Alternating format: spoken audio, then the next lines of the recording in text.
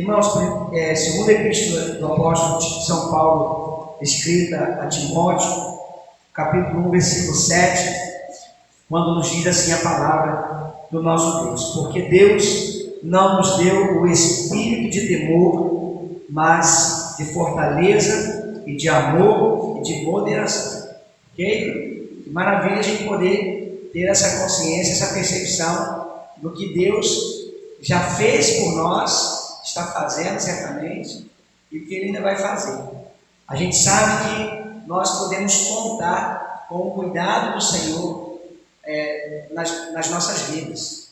Nós temos certeza, temos convicção de que não falta da presença do Senhor nas nossas vidas, de que não falta a sua proteção, os livramentos que nos dá, de que não nos falta a ação de Deus para nos favorecer, nos fazer prosperar, nos fazer vencer, conquistar, realizar os nossos sonhos, quando tudo que nós sonhamos e desejamos, na verdade, glorifica seu nome e concorda com a sua vontade, que é santa, que é perfeita, que é agradável e que é para a glória do nome dele. Então, irmãos, é tão maravilhoso nós podemos ter essa percepção, podemos ter essa convicção.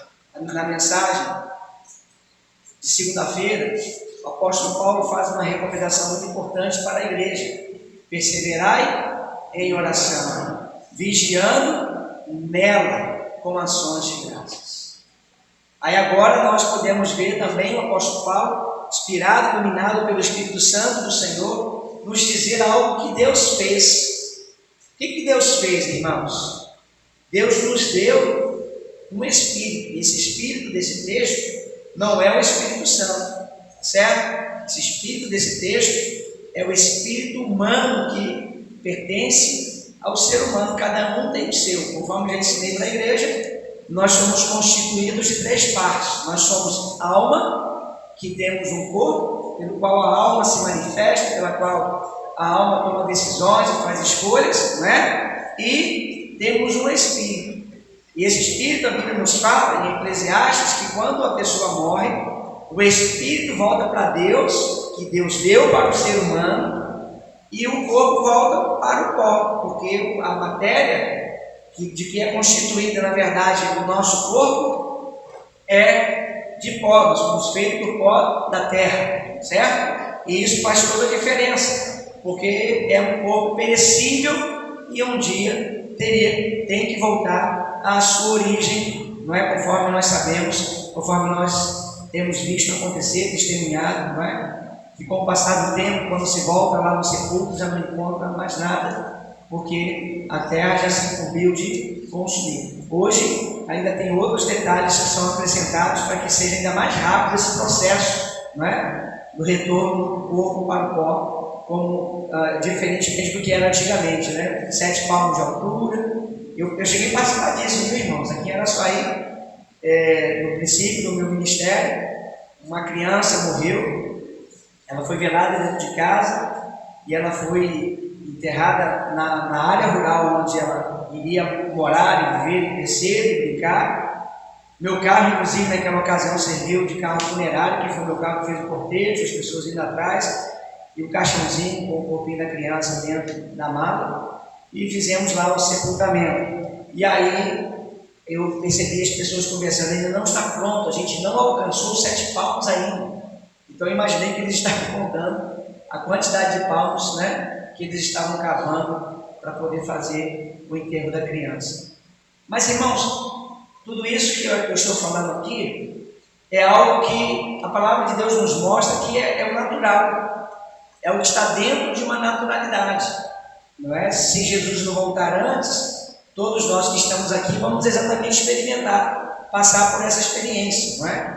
Se Jesus voltar e arrebatar a sua igreja, se for no nosso tempo, nos nossos dias, então nós não experimentaremos essa corrupção, que é a questão da carne corrompida, que vai ser consumida, deteriorada, não é? Para depois então recebermos um corpo glorificado, para então estarmos na glória com o nosso Pai Celestial. Então é tão interessante a gente observar isso, porque nós somos alma, e é exatamente a alma que tem a consciência, que toma as decisões, que faz as escolhas, que aceita ou rejeita Jesus como Senhor e Salvador, é a alma que decide pecar ou não pecar, e é através do corpo que a alma manifesta os seus desejos, as suas decisões, a sua vontade, não é? E o Espírito? O Espírito é exatamente aquele fator de comunicação entre Deus e os homens. Sem este Espírito, nós não compreenderíamos as coisas de Deus. Nós somente seríamos naturais e jamais nos tornaríamos espirituais como nós somos hoje, pelo conhecimento que nós temos da palavra. Mas o que é importante nesse texto para nós meditarmos, irmãos? Nesse tempo de tristeza, de angústia, de sofrimento que nós temos falado, inclusive aqui muitas vezes, não é? De caos que tem acontecido, de tristeza, de terror que algumas pessoas preferem colocar em prática, não é? Tentando talvez amedrontar cada vez mais a população brasileira, o mundo inteiro, as pessoas, os mais idosos, os jovens, as crianças. É tão interessante a gente observar isso, por quê? Porque no relacionamento com Deus, e neste caso são todos os seres humanos, viu, irmãos? Não tem exceção neste caso, porque Deus não nos tem dado um espírito de covardia, um espírito de medo, um espírito que foge, um espírito que não enfrenta o que precisa ser enfrentado. É claro que nós precisamos ter todos os cuidados nesse período que nós estamos aí, irmãos, com esse vírus se alastrando, né? Nós temos orado, eu particularmente tenho pedido a Deus, para Deus fazer parar onde está e não mais avançar, e dali voltar para trás e não mais acometer ninguém para sofrimento. Mas no tempo como nós estamos vivendo, por exemplo, nós temos que tomar todos os cuidados, porque ainda que o espírito que Deus nos tem dado não é um espírito de covardia, mas isso não quer dizer que nós vamos agir como tolos, ou que nós vamos tentar ao Senhor. Vocês lembram quando Jesus foi tentado no deserto por Satanás, para que ele se lançasse do alto pináculo, que seria dada uma ordem a respeito dele, os anjos o pegariam pelas mãos e não permitiria nem sequer tropeçar em pedras? Qual foi a resposta de Jesus? Mas também está escrito o quê? Não tentarás o Senhor teu Deus. Certo?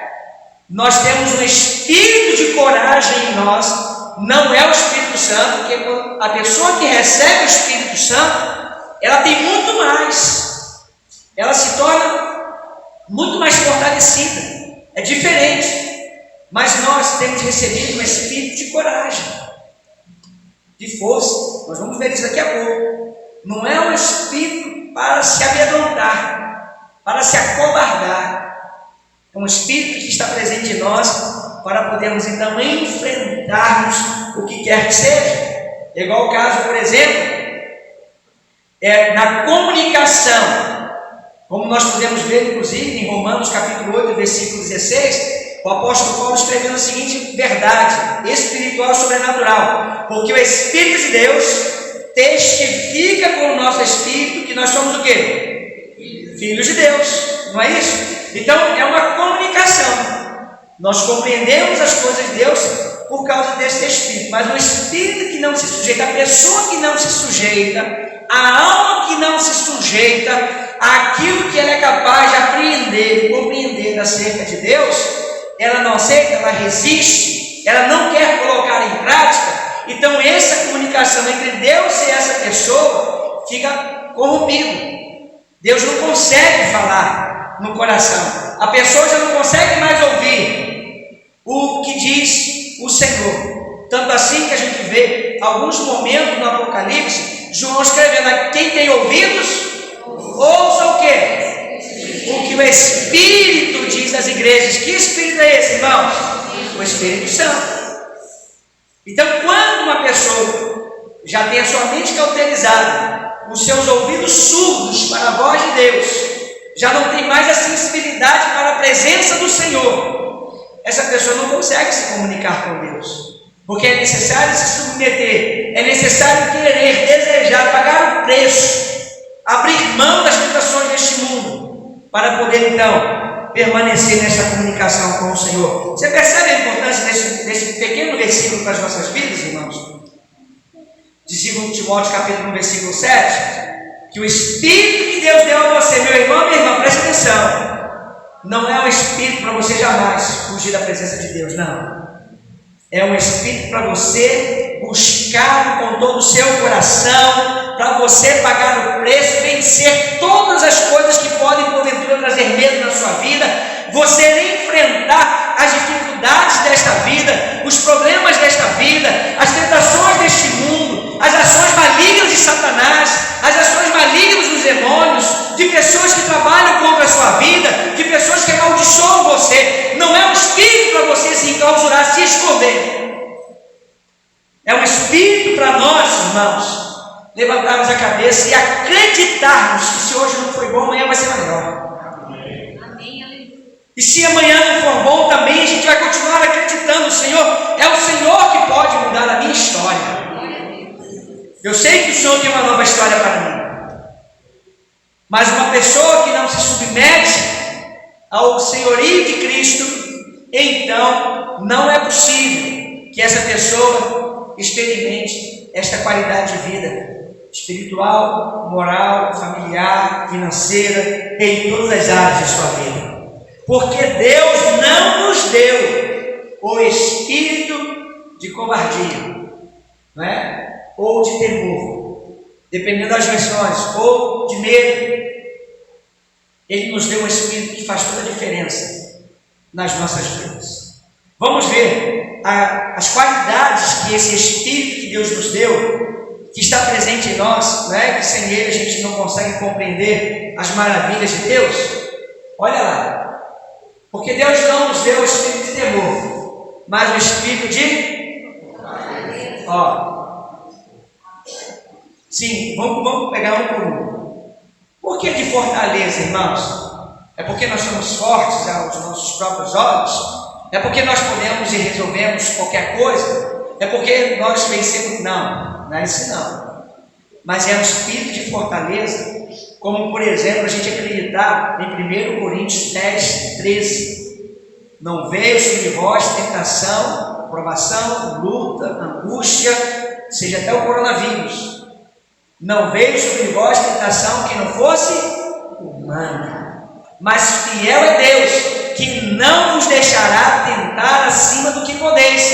Antes, com a tentação, vos dará o escape para que possais suportar. Olha, irmãos, o cuidado de Deus nos dá um espírito para podermos ter comunhão com Ele, comunicação com Ele. E através dessa comunicação nós sabemos que por mais difícil que seja o problema, por mais difícil que seja a luta, a dificuldade que estejamos enfrentando, Ele não nos deixa passar por alguma coisa que seja maior do que as nossas forças. Então, quando alguém diz, eu não aguento mais, só pode dizer isso por duas razões.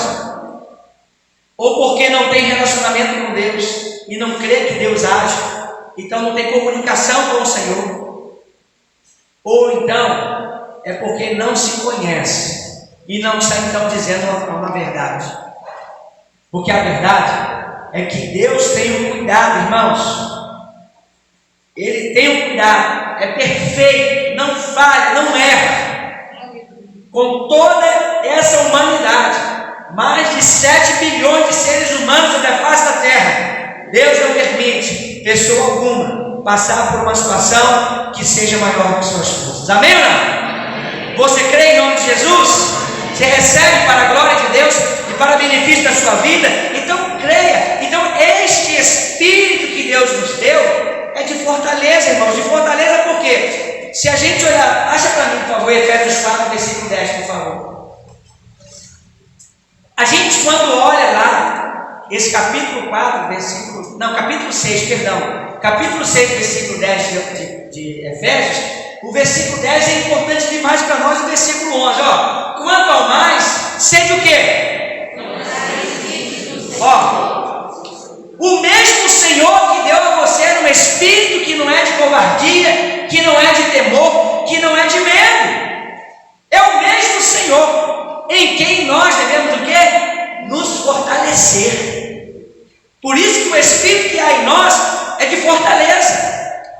Não é pela nossa própria força, pela nossa capacidade, nossa própria inteligência, mas sim pela ação poderosa de Deus em nos fortalecer e nos capacitar. Obrigado.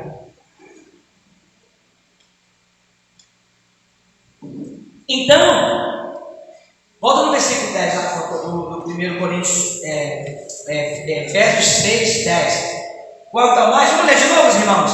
Quanto ao mais, sejam fortalecidos no Senhor na força do poder de Deus. Coloca o versículo 12, por favor. 11. Vamos ler juntos, irmãos. Revestidos de toda a armadura de Deus, poderes ficar firmes contra as astutas ciladas. Acabou. É essa consciência que todos nós devemos ter. Aí vamos voltar segunda-feira naquela mensagem, quando Paulo disse: perseverai em oração. Não desista, não desanime, persevere, continue orando, continue suplicando, continue falando, continue se fortalecendo em Deus. Continue colocando o espírito de fortaleza que Deus colocou em você, que Ele te deu para você viver uma vida abençoada, feliz, na presença dEle, para a glória dEle e para seu benefício. Você que está aqui, você que nos assiste pela internet. Que maravilha, irmãos! Que bênção, irmãos, é esse relacionamento que nós temos com Deus. Você sabe qual é o grande problema? É que nós não usamos dele o tempo todo. Na segunda-feira, o que eu falei sobre oração? Que a oração nos coloca diante de Deus, que é o ser que tem todo o poder para fazer todas as coisas, para resolver todas as coisas, para abrir portas, quebrar maldições, curar enfermidades, fazer prosperar, transformar tristeza em alegria, transformar derrotas em vitórias e mortes em vidas. É interessante a gente parar para observar que nesse relacionamento com Deus, Deus não deixa faltar o que atende a nossa necessidade, o que atende a nossa demanda. Você pode voltar, por favor, no versículo básico da nossa mensagem? Aí a gente pode lembrar aqui agora, sabe o que, irmãos? Do Salmo 23, não precisa nem colocar lá para a gente falar, né, irmãos? O que o Salmo 23, versículo 1 diz? Bem forte: o Senhor, meu pastor, nada me faltará. Ó, preste atenção. Eu acabei de dizer pelo versículo 7 do capítulo 1 de 2 Timóteo que Deus preparou para nós todas as coisas, que Deus atende todas as nossas demandas. A gente sabe, é verdade, até porque o Salmos 23:1 tem essa riqueza, essa maravilha de nós sabermos que quem é o nosso pastor, irmãos? Senhor Jesus. Se nós temos Jesus como nosso pastor, qual é a chance que nós temos de sermos vencidos? Né, irmãos? De sermos destruídos? Temos não, irmãos. Porque com Cristo nós somos mais do que vencedores. É o que diz a palavra. O problema todo, irmãos, é quando nós abrimos e permanecermos neste relacionamento. É aí que as derrotas vêm. É aí que os problemas se avolumam. É aí que as coisas ficam mais difíceis.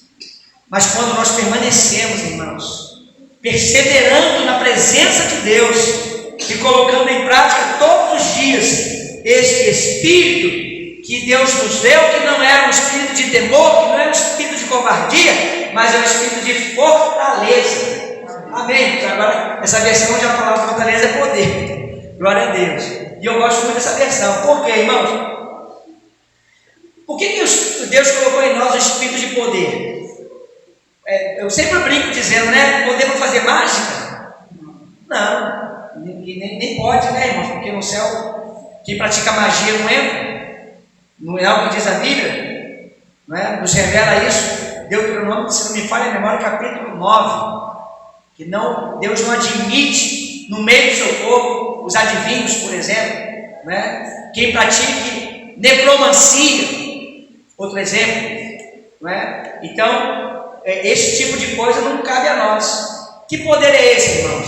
É o fortalecimento, é a inteligência, é a sabedoria, é o discernimento, é a sabedoria, é a capacidade, irmãos, de enfrentar.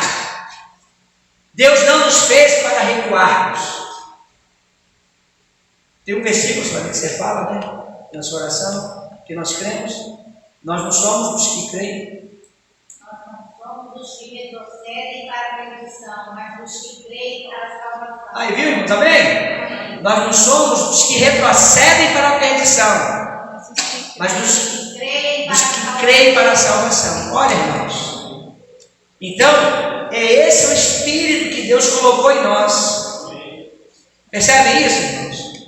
O Espírito de poder, o Espírito de fortaleza. Segunda qualidade desse Espírito, irmãos, de amor.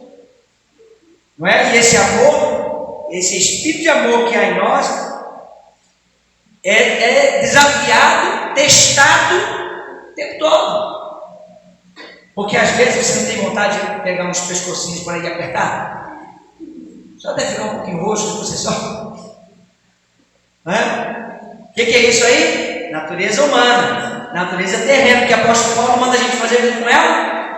Matar, fazer pois morrer a vossa natureza terrena. Porque, irmãos, o Espírito que Deus colocou em nós, que Ele nos deu, é o Espírito de amor. Aí é claro, a gente vai pensar o seguinte: em primeiro lugar, se nós não tivéssemos esse Espírito de amor em nós, nós não conseguiríamos amar Deus. Simples assim. Em primeiro lugar, nos dá a Ele a capacidade de podermos amá-lo de verdade. Não é amar de palavras, não. É amar de verdade, em espírito e verdade, amando de coração. Quando Jesus certa vez foi perguntado sobre qual era o primeiro e grande mandamento, Jesus respondeu: amarás o Senhor teu Deus de todo o teu coração, de toda a tua alma, de todo o teu entendimento, de todas as tuas forças. Então, amar a Deus não é só porque diz que ama de fato. Amém, irmãos? Amar ao Senhor precisa ser demonstrado. E eu não consigo demonstrar o meu amor por Deus. Não consegue porque está anulando esse espírito de amor que Deus deu a você. Não é? Você está rindo porque não é você, né? Então, quando nós anulamos a atuação desse Espírito que Deus nos deu, as pessoas começam a odiar, a se vingar, a desejar o mal, porque elas não aceitam que o que Deus colocou nelas, que Deus deu a elas, interfira na sua razão, no seu modo de pensar, né? Porque eu nasci assim, cresci assim, vou morrer assim e vai para o inferno assim também. Porque se o Espírito que Deus colocou em você, que Ele te deu, que é um Espírito de amor, não estiver agindo, porque você comunica com Deus, Deus te dá as respostas e Ele vai dizer para você assim, ó, quando Jesus escreve: amarás os vossos inimigos. Abençoai os que vos amaldiçoam, orai pelos que vos perseguem. Está vendo aí, irmãos? Se esse Espírito de amor que Deus nos deu, se estiver anulado, cancelado, se esse Espírito não tiver influência no nosso cotidiano, nós não vamos conseguir colocar em prática tal texto. Então, por isso que o Espírito que Deus nos deu não é um espírito de covardia, de temor, de medo, mas é um espírito de amor, de poder, e nós já entendemos por quê, de amor, né? E de moderação. O que a moderação quer nos ensinar? O que esse termo moderação ensina a você? Quando você escuta a palavra, seja moderado, seja moderado. O que você entende que está sendo proposto? Temperança. Tenha controle, seja controlado, seja manso, seja humilde, porque os humildes serão exaltados, mas os que se exaltam serão humilhados. E a gente esquece disso, viu, irmãos? Mas por que espírito de moderação, irmãos? Para nós melhorarmos no relacionamento com as pessoas que são diferentes de nós.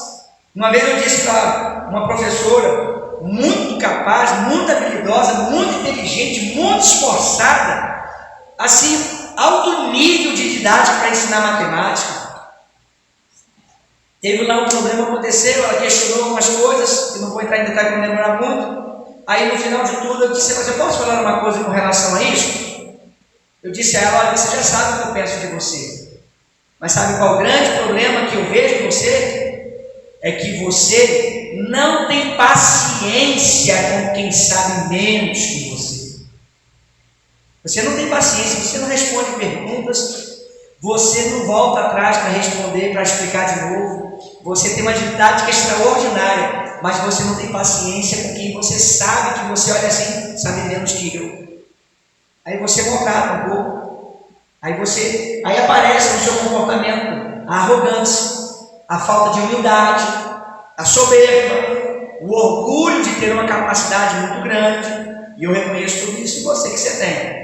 Então você agora tem que preparar para pensar se você não tem que mudar isso aí. Moderação, o espírito que Deus colocou em nós, que Deus nos deu, é o espírito de moderação, em que nós podemos, irmãos, conviver com quem sabe mais e com quem sabe menos, e por isso não nos sentirmos inferiores a quem sabe mais, mas também não nos sentirmos superiores por quem sabe menos do que nós. Podemos viver com quem é rico e com quem é mais pobre do que nós. É que eu posso dizer assim, estou exagerando para dar o exemplo. Não precisamos então, com a moderação manifestada, não nos sentimos menores do que os que são ricos, mas também não nos sentimos maiores do que os são, talvez que tenham um pouco mais de dificuldade do que nós.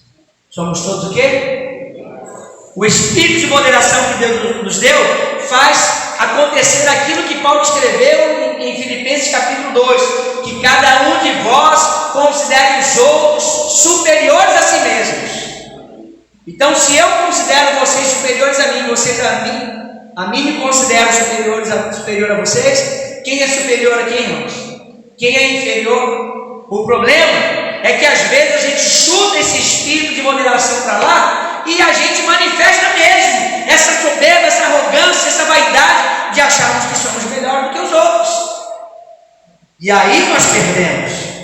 É por isso que eu falei lá atrás, irmãos. Sabe quando é que as coisas começam a ficar ruins para nós? Quando nós nos afastamos desse relacionamento com Deus.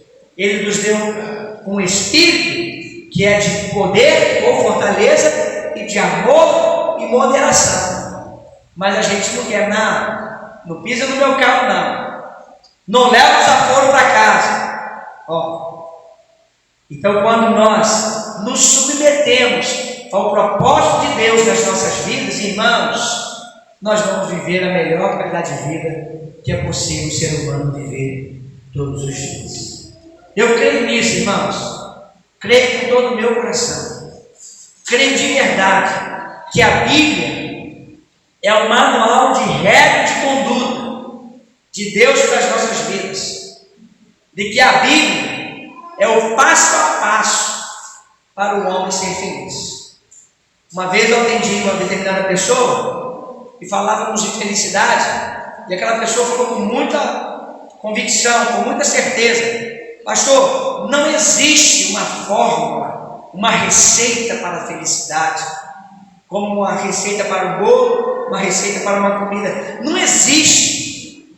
Aí eu disse para aquela pessoa: você está enganado. Sabe por que você pensa assim? Porque você não conhece a palavra de Deus.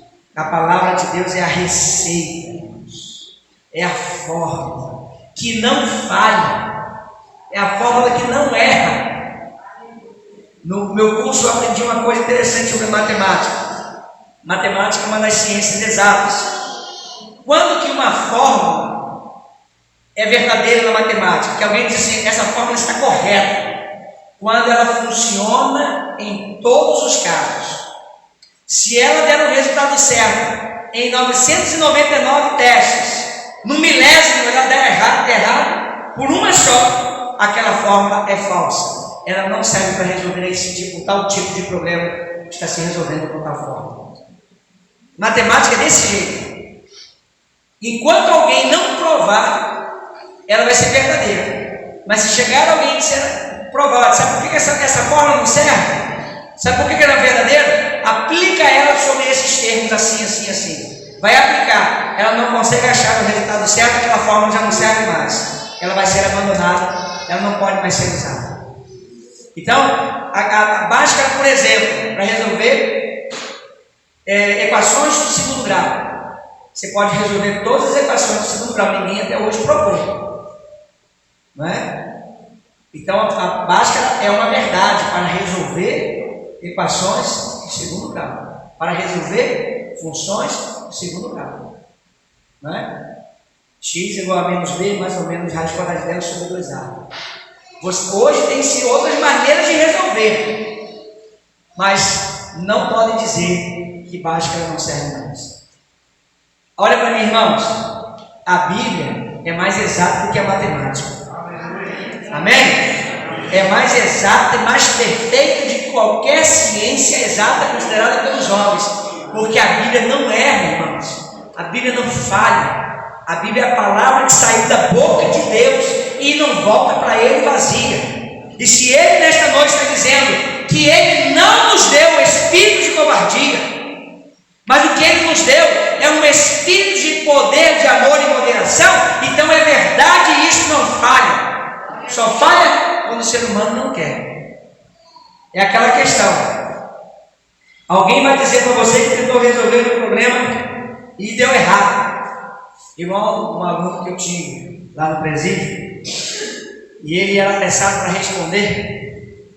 Aí teve um momento que eu perguntei assim: quanto que é 5 mais 4? Ele respondeu 8. Aí eu falei: 8? Conta aí no dedo que você vê.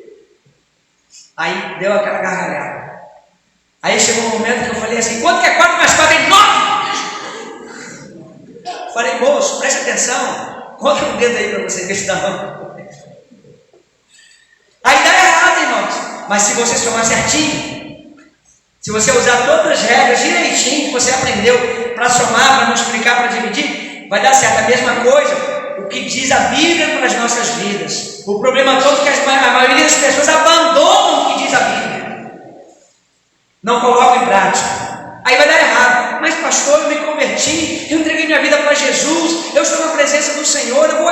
Mas às vezes, aquela brecha, aquilo que não quer concordar com a palavra de Deus, aquele comportamento que mantém do mesmo jeito, continua pensando da mesma maneira, as palavras são as mesmas, e algumas coisas vão permanecendo, trazendo a maldição, trazendo prejuízo. Então fique com essa palavra no seu coração e acredite que o Espírito que Deus deu para você faz você vencer qualquer coisa que venha sobre você. Nenhuma coisa Deus vai permitir acontecer que seja maior do que as suas forças. Nem o Covid-19.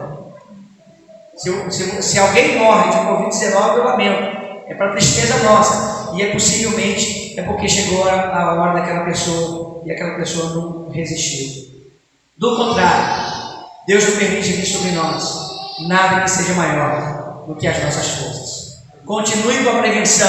Continue lavando as mãos muito bem lavadas. Continue passando álcool em suas mãos. Continue andando com a máscara. Não abra mão disso. Amém? Que Deus então nos abençoe e coloquemos para fora de dentro de nós esse espírito de poder, de amor e moderação que Deus nos deu em nome de Jesus. Amém? Glória a Deus. Então vamos orar para a gente encerrar em nome de Jesus. Feche os olhos mais uma vez e abra o seu coração. Soberano Deus, eterno Pai, muito obrigado pela oportunidade que o Senhor renovou nas nossas vidas nesta noite. Obrigado pela tua palavra. Obrigado porque o Senhor se importa tanto conosco. Obrigado pelo seu amor e pelo seu perdão e pela sua graça. Livra-nos de todo mal. Continue nos dando força. Nos ajuda, Pai, a vivermos conforme a tua palavra, conforme o teu coração, conforme a tua vontade. Que tudo seja para a glória e para a honra do teu santo nome. Livra-nos de todo mal, Senhor. Liberta-nos de toda ação maligna. Inclusive, Senhor, liberta-nos de nós mesmos, para podermos viver então em obediência à tua palavra. Ó Deus, toma em tuas mãos tantas pessoas que estão enfermas e doentes, de coronavírus ou de qualquer outra doença que seja. Toma em tuas mãos, meu Pai amado, e cura, Pai, o povo brasileiro, cura, Pai, os nossos governantes, da cobiça, da ambição, Pai, desmedida, da maldade que há no coração do povo, de tanta coisa ruim, Pai amado, que as pessoas têm colocado em prática. Intervenha, Pai, na história do nosso país. Intervenha, Pai amado, em nome de Jesus. Abençoa a nossa casa, abençoa a nossa família, abençoa os nossos filhos e livra-nos de todo mal. Nós oramos e te agradecemos por tudo.